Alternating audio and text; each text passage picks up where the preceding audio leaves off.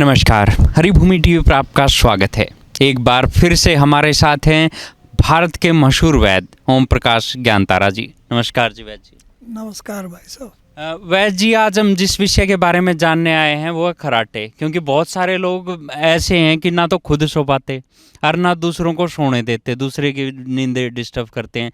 तो क्या कारण है खर्राटों का? मेरे देशवासियों, तुम्हारे चरणों में प्रणाम। मेरे भारतवर्ष में तरह तरह की जड़ी बूटियाँ हैं और अच्छी तरह से वो काम करती हैं और भारत का नाम करती हैं। तो इससे पहले मैं आपको कुछ बताना चाहूँगा। जी जी। छोटी आंत एवरेज में मेरे जैसा आदमी का जो कद है जी। वो कम से कम 21 फुट 22 फुट की होती है। आजकल के बच्चों की इतनी बड़ी आंत नहीं होती, छोटी आंत जी। और बड़ी आंत 7.5 फुट की होती है। तो ये खर्राटे आने का कारण क्या है? मेरे देशवासी हमेशा के लिए उसको ख़त्म कर देते हैं। पहली बात तो दुनिया के डॉक्टर यूँ ही कहते हैं ये खर्राटे तो आते हैं, कोई लंबी चौड़ी बीमारी नहीं है। इसमें लंबी चौड़ी इतनी बीमारी है, औरत कभी कभी क्या करती है, तलाक भी ले लेती है अपने पति से। बहुत मुश्किल हो जाता है दोनों के लिए। अच्छा, एक को तो खर्राटे है, एक को ना है, तो रात को अच्छी तरह सो नहीं पाते। इसके लिए मैं दोबारा फिर बता रहा हूँ, हमारे जैसे मान लीजिए 6 फुट के जवान हैं जी। और उनकी आदतें किस प्रकार है। 22.5 फुट की तो सवस आदमी की जी। और उससे छोटे कद के होते हैं उनके आंत कम होती है। जैसे एक आदमी 4 फुट का है, एक 6 फुट का है, तो उनमें अंतर तो आएगा। हाँ, आंतों में भी अंतर आएगा। आंतों में भी अंतर आएगा। जी। तो मेरे भारतवर्ष में खर्राटे जो क्या करते हैं, कई लोग तो मियाँ बीबी की बात करते हैं। एक बार माननीय डीसी साहब ने मुझे बुलाया और कहने लगे, भाई पता नहीं क्या बात है, ये ना तो सोने देता। मैडम कहने लगी ना सोता, इतना बड़ा अफसर है, इसको मैं क्या कहूँ। जी। मैंने बताया, मैडम ये तो कोई लंबी चौड़ी बात नहीं है, खर्राटे बिल्कुल बंद हो जाते हैं। तो एक तो है बड़ी आंत जी। उसमें तो कई तरह के कीटाणु होते हैं, जैसे hook warm, thread warm, tape warm, और जहाँ से श्वास नली शुरू होती है उसके साथ में भी कुछ कृमि पैदा हो जाते हैं।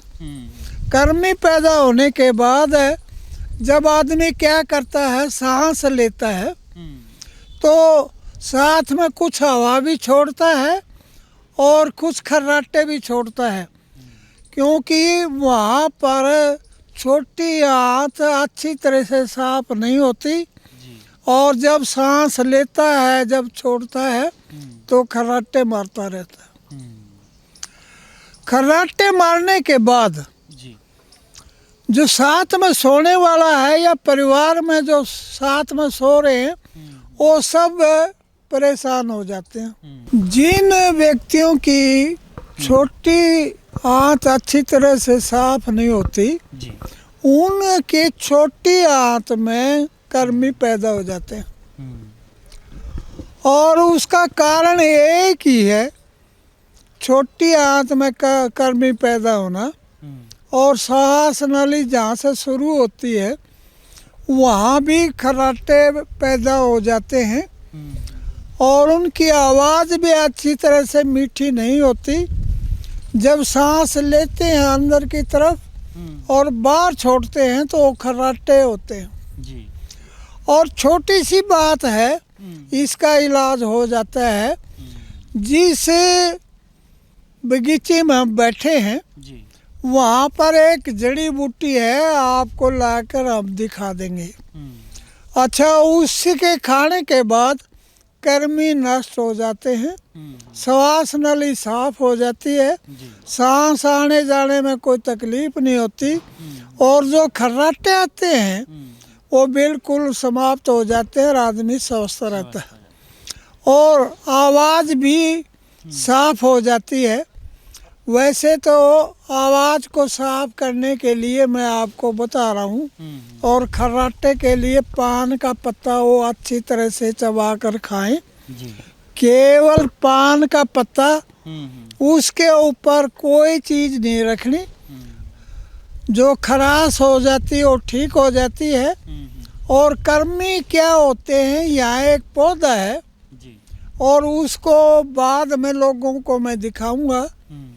और वो पौधा क्या है, जिसकी चटनी बनाकर भी खाते हैं, पहले भी मैंने दिखाया था, आप भी दिखाने के लिए तैयार हूँ। वो पौधा खाने से, चटनी बनाकर खाने से, मैंने लोगों को बताया था, कितने भी औरतें जिनके सफ़ेद पानी या लिकोरिया या पीला लकोरिया, काला लकोरिया और काला लकोरिया भी हो जाता है, उस जड़ी बूटी से बिल्कुल ठीक हो जाते हैं। मतलब एक जड़ी बूटी के कई फायदे हैं। कई फायदे हैं। ये हिंदुस्तान का तो ये कहना है, छोटी आंत के अंदर जो पैदा हुए हैं कर्मी, वो समाप्त हो जाते हैं और खर्राटे नहीं आते।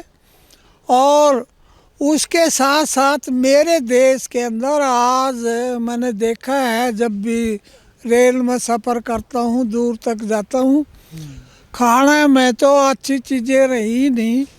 सुबह शाम चाय का पीना, परोठा पकौड़ा चाउमीन खाना, जो स्वास्थ्य के लिए हानिकारक है, तो वो बूटी मैं आपको दिखा दूंगा। मरुआ बूटी है, और उसके खाने से जितने भी व्यक्ति क्या करते हैं, सोने के बाद खर्राटे लेते हैं, चाहे दिन हो चाहे रात हो, जब भी उनको कोई आराम करना होता है तो वो खर्राटे मारते हैं, और दिमाग के ऊपर भी इसका बुरा प्रभाव पड़ता है, और दिमाग का भी संतुलन अच्छी तरह से नहीं होता।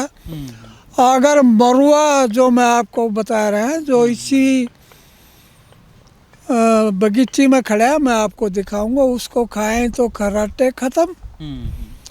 और औरतों के लिए काला पानी और पीला पानी या सफ़ेद पानी पदर पड़ता है, उसके लिए भी रामबाण है, 3-4 दिन में बंद हो जाता है। मरुए की चटनी से, मरुए की चटनी से, मरुए को खाने से, और मरुए को खाने से जिस आदमी को खर्राटे आते हैं, हमेशा के लिए ठीक हो जाते हैं।